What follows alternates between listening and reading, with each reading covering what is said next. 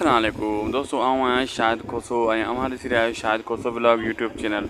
अॼु जी ज़बरदस्त बहितरीन पंहिंजा वेरी मेगा सोप सीरियल जी नेक्स्ट एपिसोड जी पूरी कहानी रिव्यू करे तव्हांखे ॿुधाईंदासीं हिन वीडियो में। हीअ जेका अपडेट आहे ज़बरदस्त बहितरीन अपडेट थियण वारी आहे दोस्तों। काफ़ी अर्से खां वठी तव्हांखे अपडेट ॾींदा अचूं पिया। 2019 खां वठी मां सभु सिंधी ड्रामनि जी जेको आहे अपडेट ॾींदो अचां पियो, रिव्यू कंदा अचां पियो। 2026 आहे यानी 7-8 साल थी विया आहिनि असांखे हिन कैटेगरी में। अचण वारे एपिसोड में दोस्तों पहिरियों त सांवल जेको आहे रावल खे ऐं हिननि खे बचाइण वारो आहे दिलावर खे। इहा जेको आहे इन बचाए वठंदो अकबर ख़ान जो इहो वार फेल थी वेंदो। पोइ अकबर ख़ान खे ख़बर पवंदी यार हीअ छा थी वियो, ऐं मंसूर ख़ान ते रावल वारा शक बि कंदा, यानी इन्हनि जो पाण में वठ पाजा गड़बड़ जहिड़ो हेॾे होॾे किन थी वेंदो।